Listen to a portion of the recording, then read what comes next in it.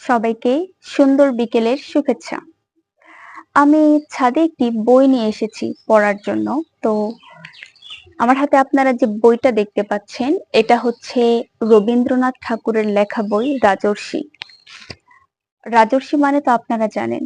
রাজর্ষি মানে হচ্ছে রাজর্ষি শব্দটাকে যদি আমরা সন্ধি বিচ্ছেদ করি তাহলে দাঁড়ায় রাজা যোগ ঋষি।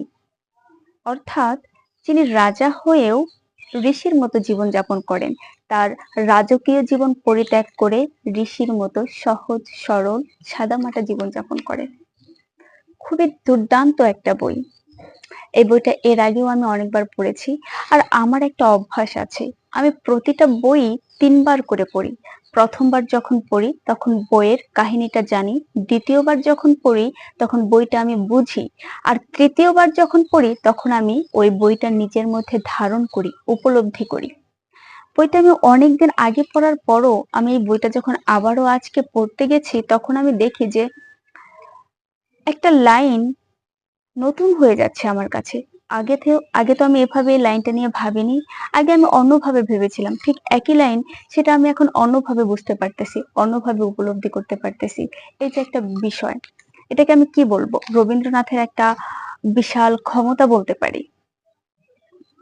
আর খুব ছোটবেলায় আমি রবীন্দ্রনাথ দ্বারা ব্যাপক প্রভাবিত হয়েছিলাম। ছোটবেলায় আমি যখন রবীন্দ্রনাথের পরিচয় ঘটে আমার রবীন্দ্রনাথের ডাকঘর পড়ার মাধ্যমে, তার নাটক।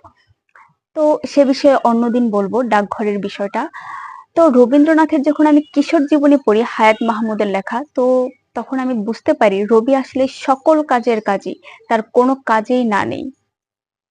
এই জমিদারের কাজও অবলীলায় চালিয়ে যাচ্ছে, এদিকে সাহিত্যের কাজও অবলীলায় চালিয়ে যাচ্ছে।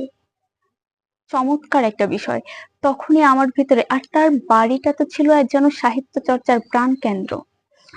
তখনই আমার ভিতরে একটা ইচ্ছা হয় যে ইস, আমাদের বাড়িতেও যদি এরকম একটা সাহিত্য চর্চার